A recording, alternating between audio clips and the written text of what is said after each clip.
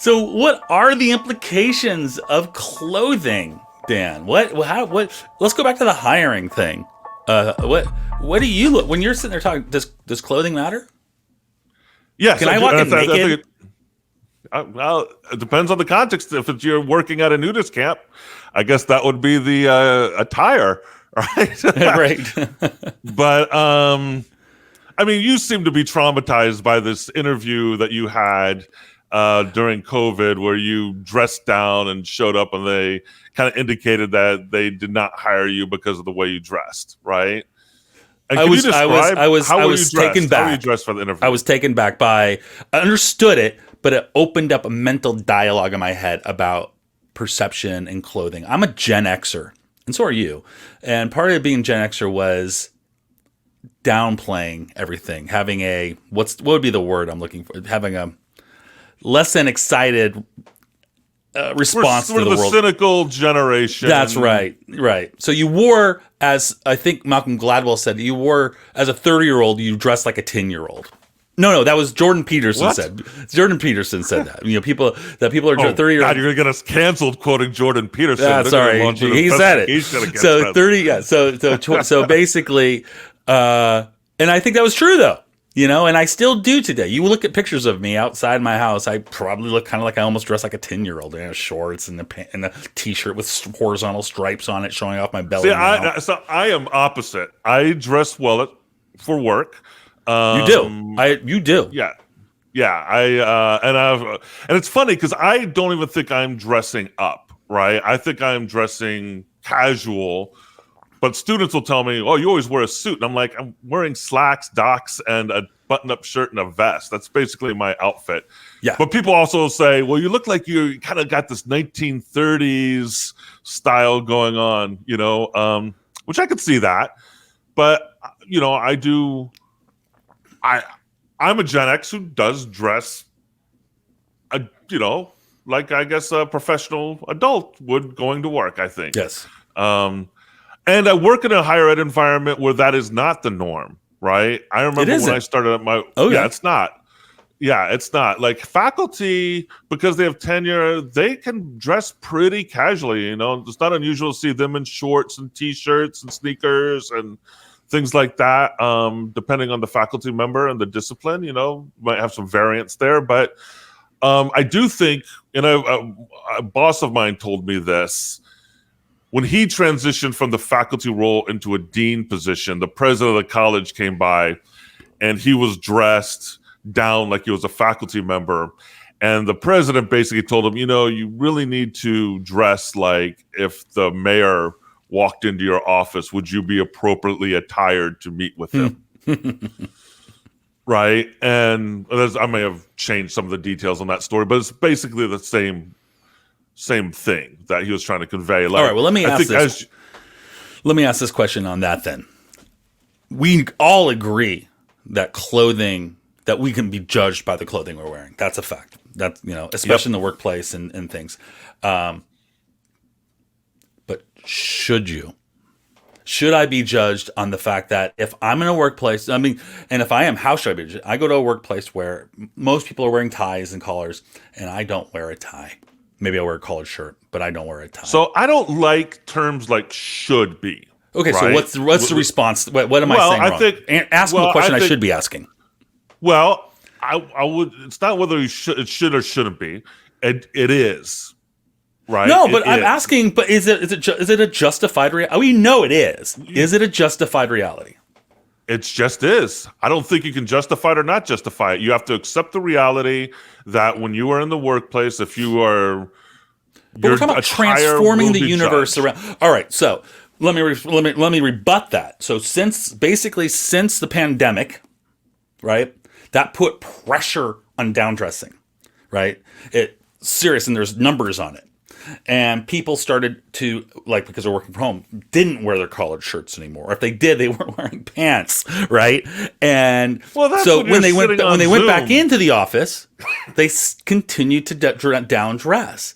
And huge numbers are out there about how people, and some of the leadership is now balking today, especially as people are more and more trying to come back. But there is this now sort of battle of do I dress up, dress down? I just read a Harvard Business Review article talking about how to be able to still keep yourself dressed down in your professional environment, and it gives you step-by-step approaches. It's fascinating. So there's change. There's change, Dan. Well, so that when you change say has it been just happening is, since the change started in the 1990s. So okay, I'm just saying there's no just is.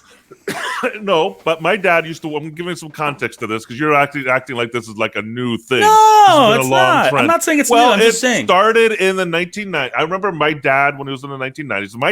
My dad dressed up much better than I do. Right, he actually had a walk-in closet full of suits, and he was an executive at Boeing.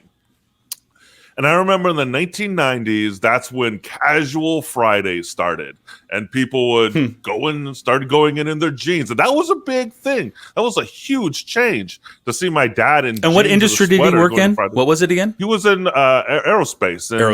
Yep, engineer, right? No, he was a contractor. He hired contractors. He worked on the International Space Station and did all the contracting to get the lights installed into the space station. I think his name's actually on a plaque up on the International Space Station as part of the team to get that thing launched. Oh, that's cool, man. Yeah. Yes. Well, and to your point, I'm not saying that. I mean, because I was going to say that, me being in the software industry, it's all about casual. I mean, you look at the CEO leaders. When you think of a CEO leader, oftentimes the quintessential CEO startup leader, what is it? Typically jeans, shoes, tennis shoes, and maybe a white collared shirt, possibly a t-shirt. With regard to what's his name, Zuckerberg, a hoodie.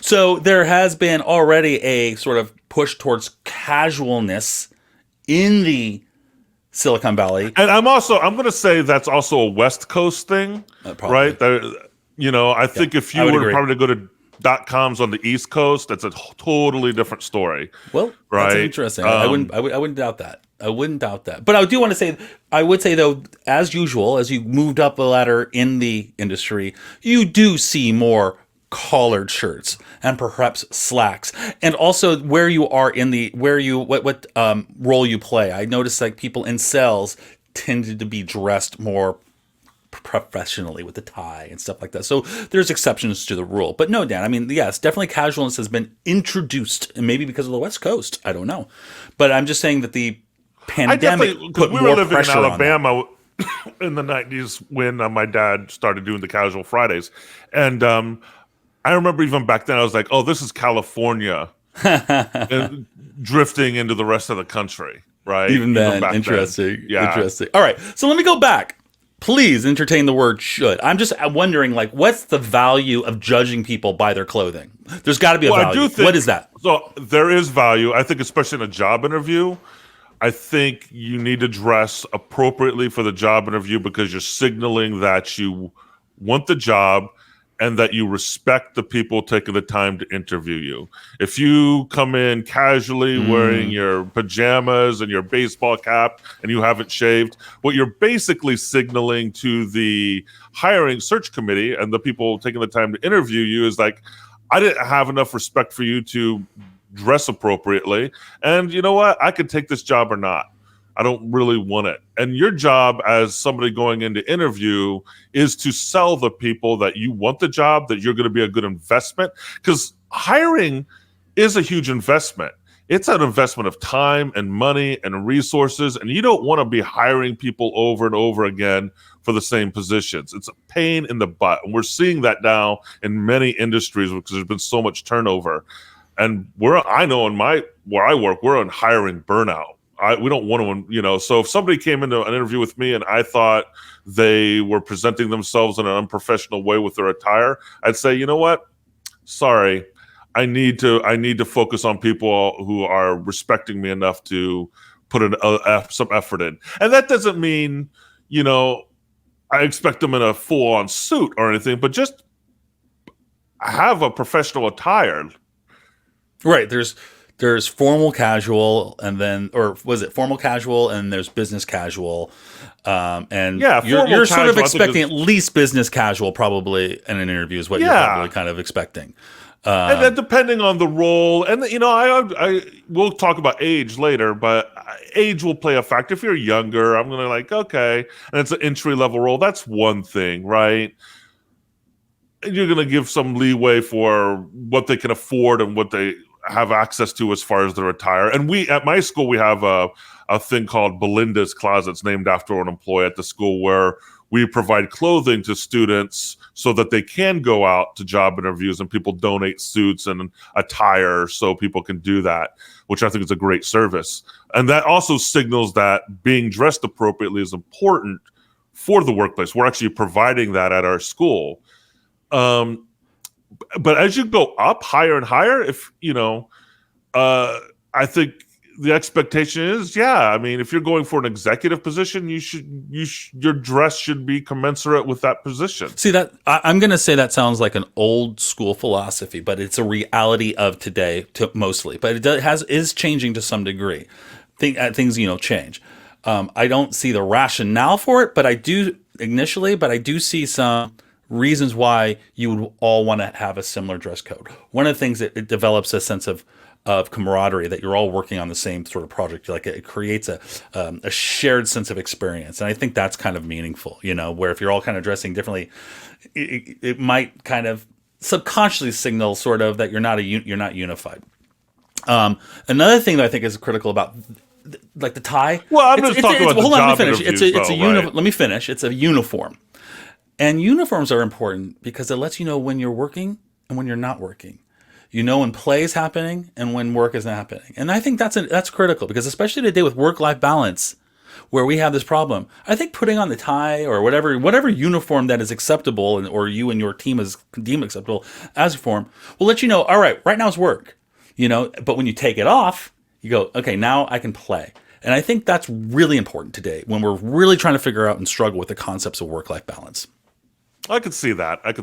I mean, what I was talking about was mostly during the interview process, where you're trying to sell yourself to the organization that you're going to be a good investment, and that you're going to be able to bring some value to their organization. I mean, once you get hired and you're working, I mean, things tend to casual down, right? I imagine, at least I know where I work, in my industry, I mean, not everyone's wearing a suit to work, that's for sure.